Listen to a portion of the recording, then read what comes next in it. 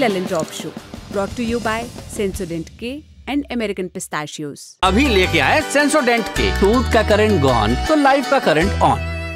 जब कोई खुद ही अपनी राह में कांटे बिछाए तो उसे क्या कहा जाता है? अपने पैर पर कुल्हाड़ी मारना या अपने लिए गड्ढा खोदना। अंग्रेजी में कहते हैं सेल्फ गोल करना।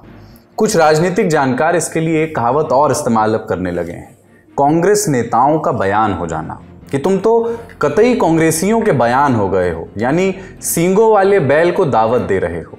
इस रचनात्मक विधा में मणिशंकर अय्यर को महारत हासिल रही। ऐन चुनावी मौके पर उनके बयानों ने पर्याप्त असहजताएं कांग्रेस के लिए पैदा की। लेकिन इसी परंपरा में अब एक नया नाम है पित्रोदा, सैम पित्रोदा। इन्होंने जो नया शगुफा उछाला है वो है इनहेरिटेंस टैक्स, जिसके बाद कांग्रेस खुद फायर फाइटिंग यानी आग बुझाने की कोशिशों में जुट गई है। और बीजेपी ने दोनों हाथ तो छोड़ दीजिए, शरीर की एक एक अस्थि मज्जा से इस बयान को लपक लिया है। नमस्कार, स्वीकार कीजिए, अपन है कुलदीप और आप देखना शुरू कर चुके हैं दी लल्लन टॉप शो।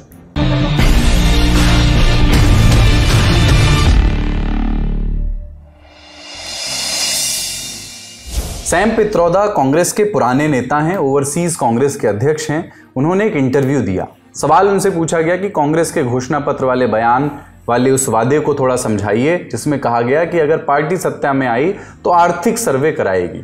इस पर पित्रोदा ने कहा कि इसका यह मतलब नहीं कि हम किसी का पैसा लेकर किसी को दे देंगे, बल्कि हम नीतियां ऐसी बनाएंगे कि पैसे पर, अर्थव्यवस्था पर किसी एक का अधिकार ना हो। Doesn't mean that you are going to take their wealth and give it to somebody. It means to create new policies so the concentration of wealth can be prevented. It's like Monopoly Act. Okay? It doesn't mean that I'll take your shirt away. All right? That's how do you read that? I don't understand. How can you do that? Okay? It's not physically possible to do that. But you can say the future policies would be such that this particular group cannot be into everything. There is a Monopoly Act in America also.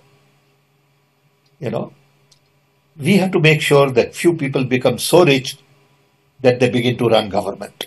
बात को आगे बढ़ाते हुए पित्रोदा ने America में लगने वाले एक टैक्स का जिक्र किया, इनहेरिटेंस टैक्स। कहा कि अमेरिका में इनहेरिटेंस टैक्स की व्यवस्था है, मतलब कि अगर किसी के पास 10 करोड़ डॉलर की संपत्ति है तो उसके मरने के बाद उसके बच्चों को केवल 45% संपत्ति ही मिलेगी और बाकी 55% सरकार ले लेगी।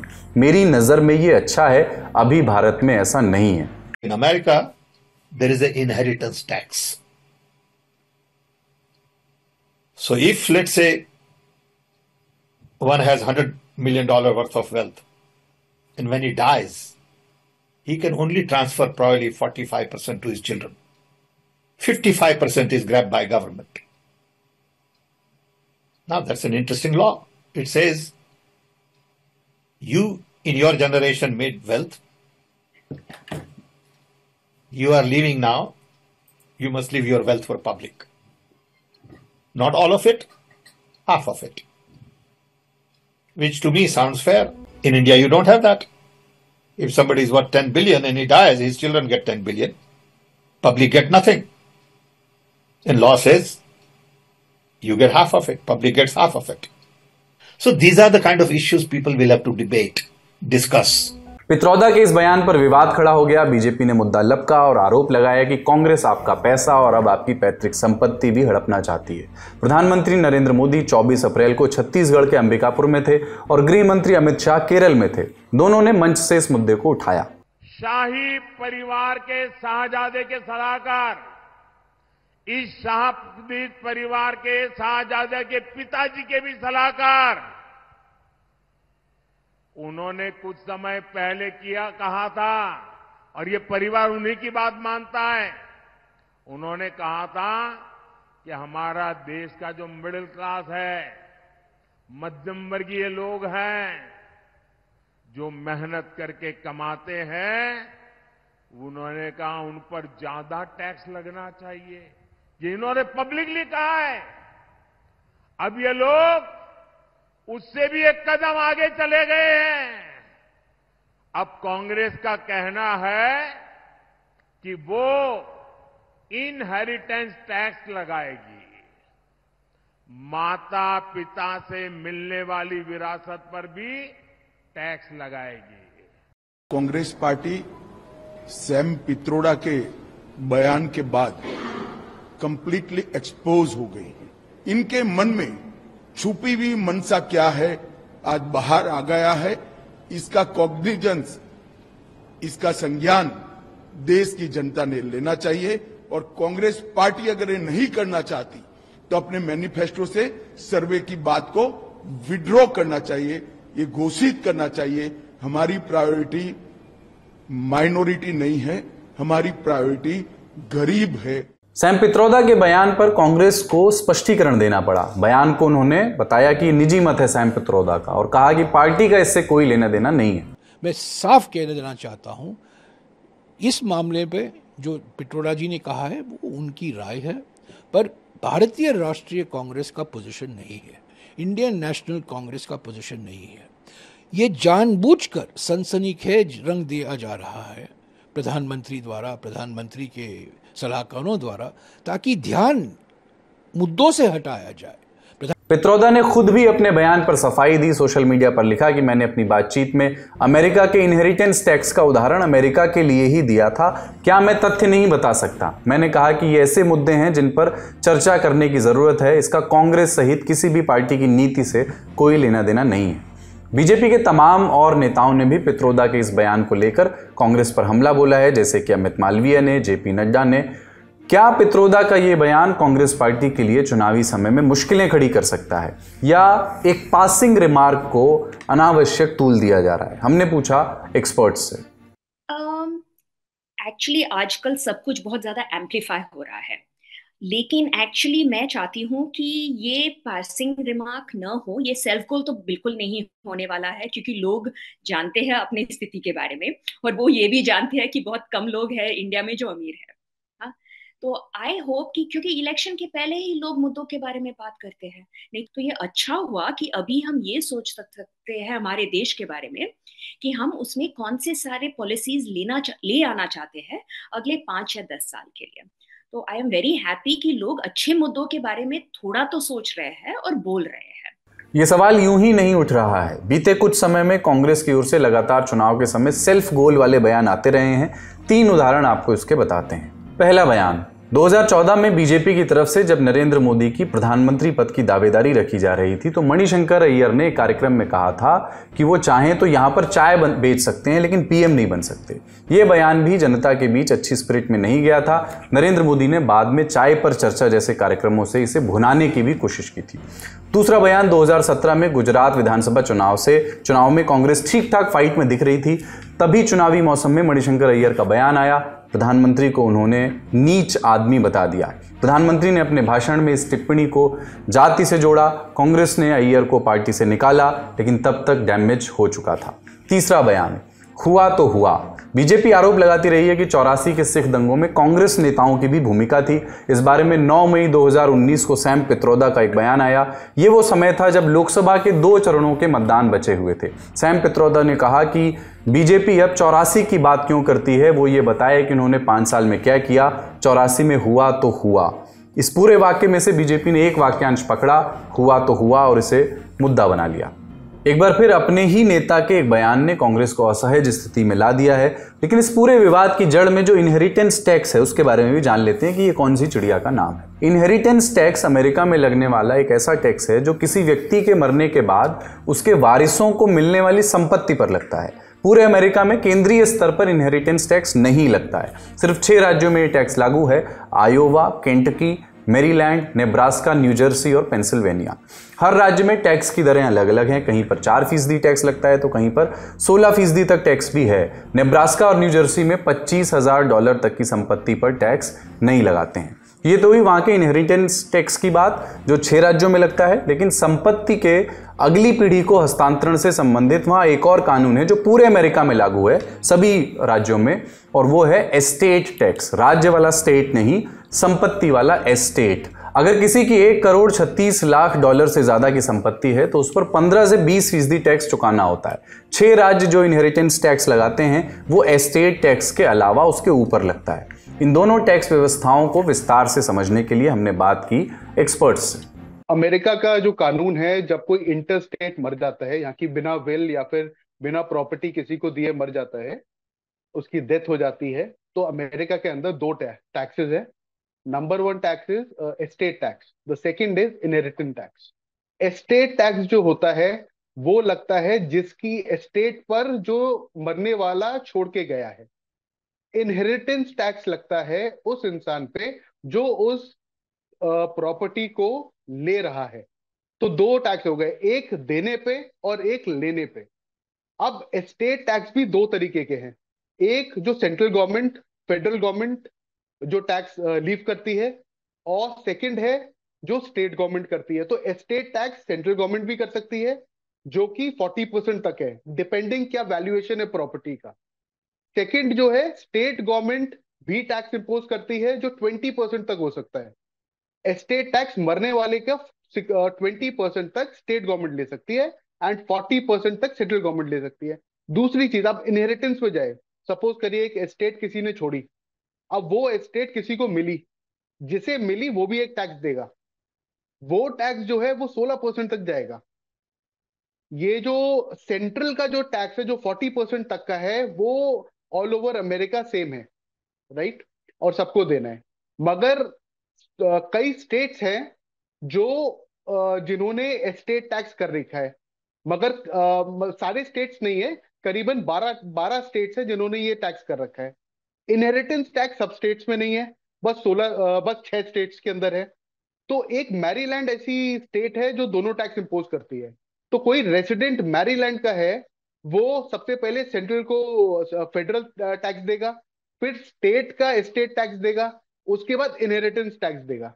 तो ये कम्युलेटिवली देखा जाए तो बहुत ज्यादा हो जाता है. भारत में इनहेरिटेंस टैक्स जैसा कोई कानून लागू नहीं है. यहाँ संविधान में संपत्ति के अधिकार का जिक्र है अनुच्छेद 300A में. इसके अंतर्गत कहा गया है कि जब तक कानून दखल ना दे तब तक किसी भी व्यक्ति को उसकी संपत्ति से वंचित नहीं किया जाएगा. हालांकि पहले इस अधिकार के तहत जो प्रावधान थे उसके विपरीत संपत्ति के अधिकार का मौजूदा प्रारूप इस बात पर जोर देता है कि यह अधिकार पूर्ण नहीं है और इसे कानून द्वारा विनियमित यानी रेगुलराइज किया जा सकता है. जैसे कि जिलू भाई नान भाई खाचर बनाम गुजरात राज्य केस 1995 में सुप्रीम कोर्ट ने माना था कि संपत्ति का अधिकार संविधान के आधारभूत ढांचे का हिस्सा नहीं है. इसी तरह AK गोपालन बनाम मद्रास राज्य केस 1950 में मद्रास हाई कोर्ट ने राज्य को लोक व्यवस्था के लिए किसी संपत्ति पर कब्जा करने का अधिकार दिया था.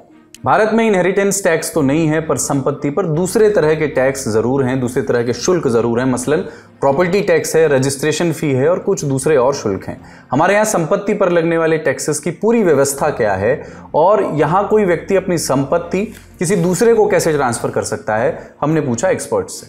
देखिए, हमारे कंट्री के अंदर इनहेरिटेंस टैक्स तो एज यूएसए नहीं है. हमारा पहले इंडिया के अंदर भी इनहेरिटेंस टैक्स था 1985 तक, मगर 1985 के बाद ये अबॉलिश हो गया. अब क्या होता है, कोई भी इंडियन अगर इंटरस्टे नहीं मरता ट्रांसफर कर सकता है प्रॉपर्टी को 3 माध्यम से. सबसे पहला होता है विल, सेकंड होता है सेल डीड, तीसरी चीज होती है गिफ्ट डीड. तो ये तीनों रजिस्ट्रेबल डॉक्यूमेंट्स है और मैंडेटरी रजिस्टर्ड होने चाहिए. विल के अलावा विल को मैंडेटरी रजिस्ट्रेशन की जरूरत नहीं है. बाकी गिफ्ट कर लीजिए या सेल कर लीजिए, तभी इफेक्टिव है जब वो रजिस्टर्ड हो. तो कोई भी आप प्रॉपर्टी रजिस्टर कराने जाएंगे या गिफ्ट करेंगे तो एक गवर्नमेंट अपनी फीस लेती है. इसमें दो तरह की फीस होती है. सबसे पहली फीस है रजिस्ट्रेशन फी, जो कि 1%. दिल्ली के अंदर it is 1%. State wise India में भी डिफर करती है, मगर दिल्ली का मैं बताता हूँ. वुमेन के लिए डिफरेंट है, मेल के लिए डिफरेंट है. वुमेन के लिए स्टेट्स में अलग अलग स्टेट का अलग है, मगर यूजुअली वुमेन में 1% कम है और मेल में 1% ज्यादा है, which is around 5% and 6% about. और गिफ्ट डीड के अंदर भी रजिस्ट्रेशन चार्ज 1% है और लगभग इतना ही टैक्स हमें देना पड़ता है. प्रॉपर्टी टैक्स अलग से है. प्रॉपर्टी टैक्स भी हमारे में लगता है, प्रॉपर्टीज में जो इंडिया के अंदर है उसमें प्रॉपर्टी टैक्स अलग अलग डिपार्टमेंट लेते हैं. मगर एज सच इनहेरिटेंस टैक्स नहीं है कि इनहेरिट करने में हमें कुछ देना पड़े, मगर रजिस्ट्रेशन टैक्स इसे बोल सकते हैं. हमने ये भी पूछा कि क्या भारत में विभिन्न धर्मों में संपत्ति के अधिकार को लेकर अलग अलग व्यवस्था है या एक सी व्यवस्था है. इंडिया में मल्टी डाइवर्सिटी रिलीजन है. क्रिश्चियंस भी हैं, मुस्लिम्स भी हैं, हिंदूज भी हैं, पारसीज भी हैं, जूस भी हैं, तो सबका अलग अलग कानून है। जो प्रॉपर्टी का जो हमारा डिवोल्यूशन होता है और किस हिसाब से हमारा लॉ चलता है इनहेरिटेंस का, वो पर्सनल लॉ के हिसाब से चलता है। पर्सनल लॉ हो गया कि जैसे हिंदुओं का है, ये हिंदू सक्सेशन एक्ट के हिसाब से चलता है। कस्टमरी प्रैक्टिसेस क्या चल रही है, कैसे कैसे उसका डिवोल्यूशन होता था, उस हिसाब से लॉ बन गए। अगर हिंदू है तो हिंदू सक्सेशन एक्ट के हिसाब से चलेगा, मुस्लिम है तो मुस्लिम के पर्सनल लॉ के हिसाब से चलेगा, और अगर क्रिश्चियन है, पारसी है, तो इंडियन सक्सेशन एक्ट जो कि सेंट्रल एक्ट है उसके हिसाब से चलेगा। और इसमें कैसे कैसे डिवोल्यूशन होगा वो सब कुछ अलग है। जैसे अगर मैं मुस्लिम्स का बोलूं, मुस्लिम्स विल कर सकते हैं, हिंदू भी कर सकते हैं, मुस्लिम्स भी कर सकते हैं। हिंदू अगर विल करेगा तो अनकंडीशनल विल है, मैं 100% प्रॉपर्टी जिसके नाम पे विल कर रहा हूं उसे मिल सकती है। यहीं अगर मैं मुस्लिम में जाऊं तो मुस्लिम में देयर इज अ लिमिट कि 130 कर सकता हूं मैं, अगर सारे लीगल है, अप्रूवल नहीं दे तो। अच्छा, अब मैं हिंदू सक्सेशन एक्ट के अंदर जाऊं तो क्लास 1 शेयर्स है, क्लास 1 हेयर्स है, क्लास 2 हेयर्स है हिंदू मेल के लिए, अगर वो बिना विल के उनकी डेथ हो जाती है तो। क्लास 1 मेल्स के क्लास 1 हेयर्स के अंदर कौन कौन आता है? मदर आती है, वाइफ आती है मेल की, और सन आते हैं, डॉटर आते हैं। अगर कोई सन या डॉटर की पहली डेथ हो चुकी है अपने फादर से पहले तो उनके सन और डॉटर आते हैं। तो ये क्लासिफिकेशन है। रैदर इन मुस्लिम लॉ के अंदर जो बाइफिकेशन है तो सबके एक शेयर सबके बटे हुए हैं। लाइक अगर सन है तो सन को कलेक्टिवली इतना मिलेगा। फॉर एग्जाम्पल, अगर सन का एक शेयर है, अगर एक सन है तो पूरा उसे मिल जाएगा वो शेयर, अगर 3 है तो उतना ही शेयर 3 में डिवाइड हो जाएगा। तो ऐसे ऐसे अलग अलग तरीके से हमारा डिवोल्यूशन होता है। कहना ना होगा कि भारत का जो सामाजिक और आर्थिक ढांचा है उसमें संपत्ति की अहमियत बहुत ज्यादा है। हमारे यहाँ आम मानुष का मानस सेविंग प्रधान होने के साथ साथ संपत्ति प्रधान भी है। इसी वजह से भारत की अर्थव्यवस्था कई यूरोपियन देशों से अलग है। भारत में लोगों की बचत करने की आदत है और कई अर्थशास्त्री ये भी कह चुके हैं कि देश की ये आदत आड़े वक्त में काम आती है। हमारे यहाँ लोगों के लिए 2 चीज़ें बहुत अहम हैं, उनकी सेविंग और उनकी संपत्ति। लोग यहाँ पैसा बचाते हैं, सेविंग करते हैं, इसलिए इनके लिए वो अहम होती है। साथ ही पुरखों की संपत्ति को यहाँ पैसे कौड़ी से बढ़कर इमोशनल एंगल से, भावुक एंगल से भी देखा जाता है। इस तरह का जो भारत का सामाजिक आर्थिक ढांचा है, क्या अमेरिका जैसे इनहेरिटेंस टैक्स की अवधारणा उसके अनुकूल भी है? अगर हम सोचे कि सिर्फ जो लोग, और अभी हमारा हालत देश में ऐसा है कि गरीब 50% जनता के पास सिर्फ 6% वेल्थ है, संपत्ति है पूरे देश का। तो इसका मतलब गरीब भारतीयों के पास, इंडियंस के पास कुछ भी नहीं है, तो उनके पास आप वेल्थ टैक्स डाल भी नहीं सकते। और हम ये भी मिडिल क्लास को भी छूट देते। लेकिन जो सबसे अमीर लोग हैं, 10% अमीर या 1% अमीर, उन पर इनहेरिटेंस टैक्स और वेल्थ टैक्स दोनों बहुत जरूरी है और इनको मिटाया गया है। इस पूरी डिबेट में आर्थिक असमानता वाला एक पक्ष भी कुछ जानकार सामने रख रहे हैं, लेकिन बात निकल चुकी है, राजनीतिक रूप से निकल चुकी है, और कितने चरणों तक जाएगी इस पर नजर रखी जाएगी। अब चलते हैं सुर्खियों पर। इत्र नगरी किसको बनाएगी मित्र? अखिलेश यादव उत्तर प्रदेश के पूर्व मुख्यमंत्री और समाजवादी पार्टी के मुखिया लोकसभा का चुनाव लड़ेंगे और लड़ेंगे कन्नौज की सीट से, और कोशिश करेंगे कि 2019 में समाजवादी पार्टी की हारी हुई सीट वापस ले सकें। सपा ने 22 अप्रैल को ही सीट से तेज प्रताप यादव के नाम का ऐलान किया था। उनके नाम के ऐलान के बाद से ही कन्नौज में समाजवादी पार्टी के कार्यकर्ता नाराज बताए जा रहे थे।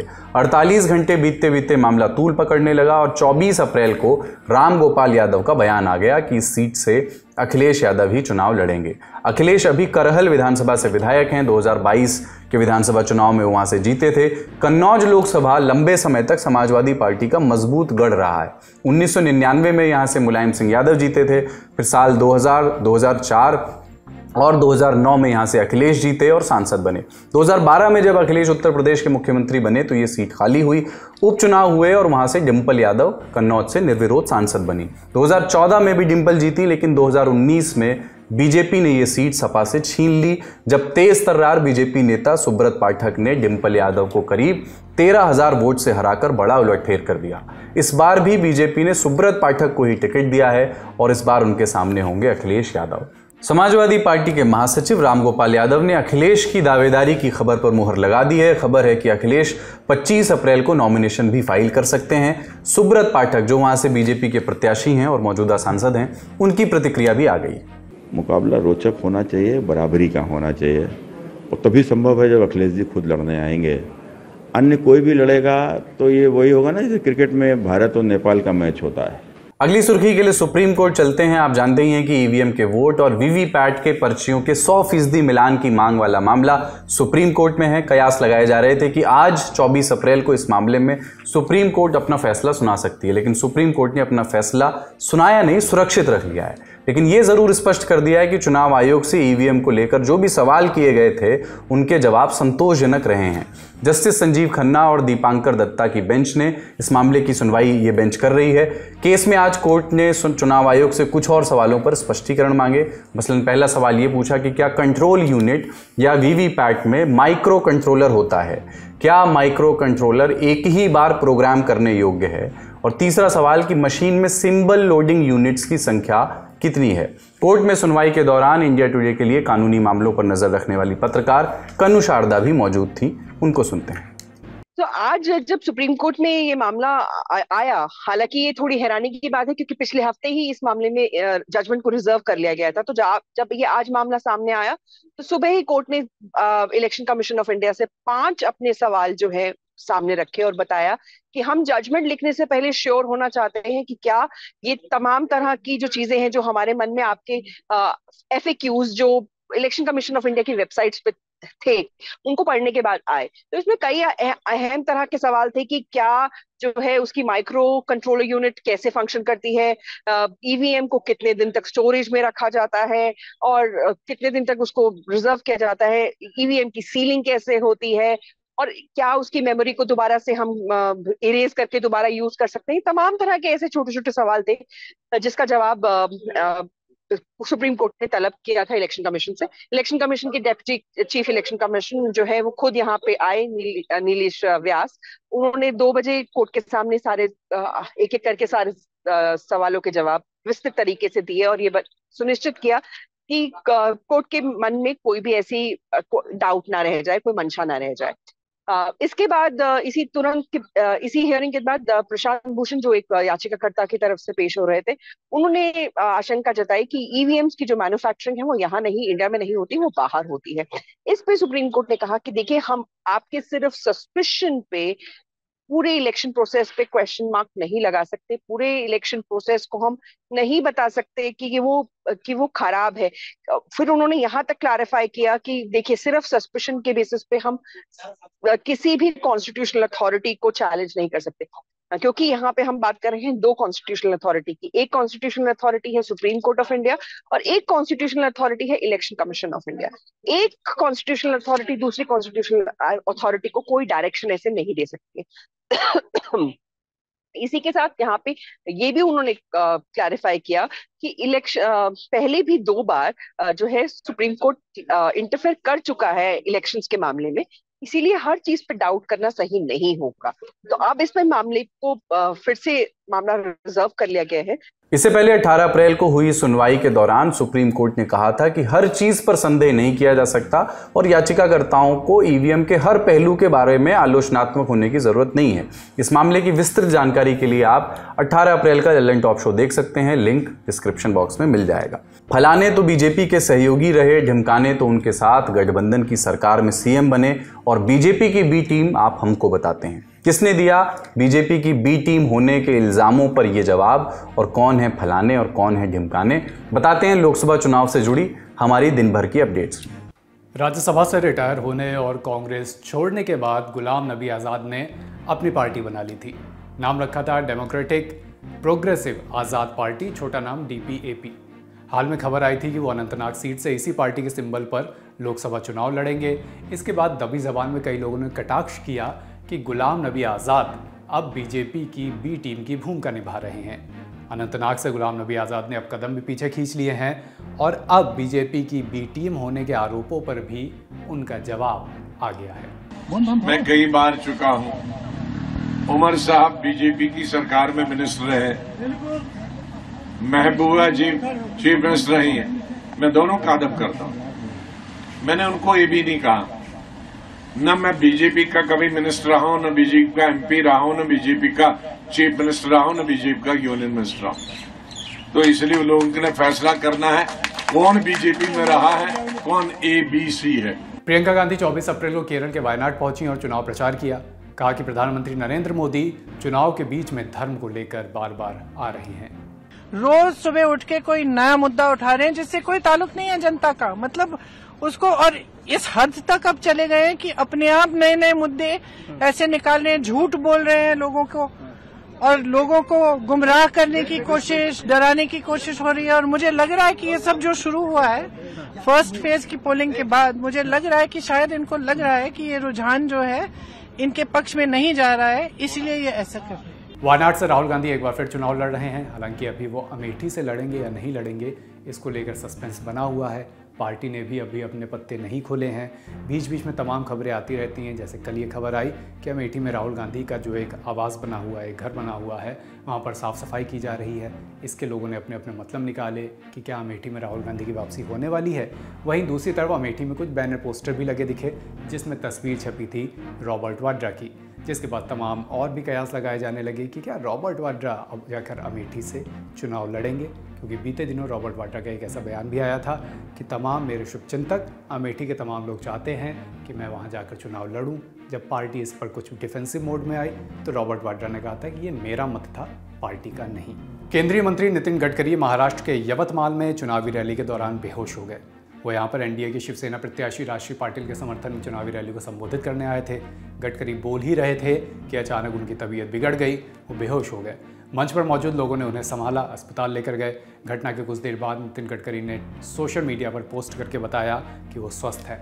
उन्होंने लिखा, रैली के दौरान गर्मी की वजह से असहज महसूस किया, लेकिन अब पूरी तरह से स्वस्थ हूँ। अगली सभा में सम्मिलित होने के लिए वडुड के लिए निकल चुका हूँ। आपके स्नेह और शुभकामनाओं के लिए धन्यवाद।